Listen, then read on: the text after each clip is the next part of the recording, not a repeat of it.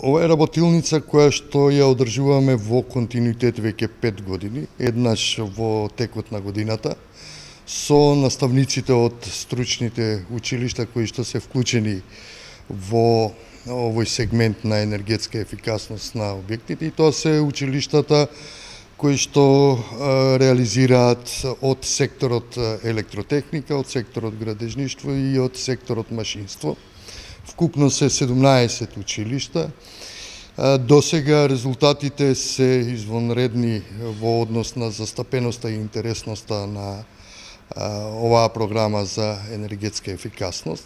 Конкретно да одговорам на вашето прашање каква е оваа работилница овие 3 дена, да кажем 2,5 дена кои што сме овдека.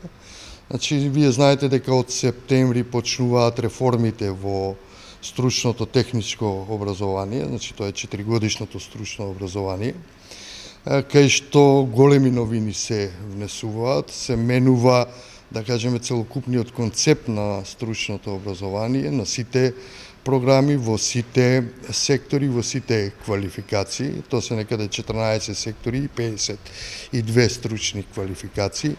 Така да и луѓето кои што и тие програми сега, кои што ги имавме по некој стар модел, сега се преориентирани овдека по нов концепт. Така да ги запознавме со реформите, што е она што не очекува за нивна подобра подготвеност во реализацијата на тие програми.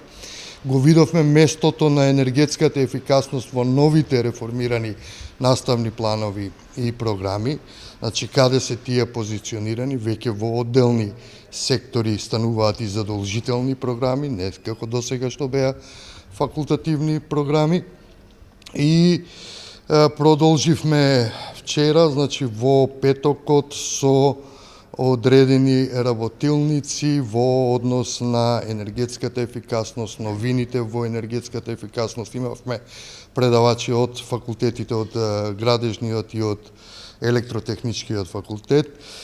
И еве денеска правиме една куса рекапитулација, да кажем, анализа на оние постојни програми кои што сме ги имале со новите, за да добијат наставниците одреден сенс каде се разликите помеѓу новите програми за енергетска ефикасност во однос на оние постојните кои што ги реализираме, се со цел да поспремни го дочекаме оној период на кога ќе влезат во оптек на нивната реализација.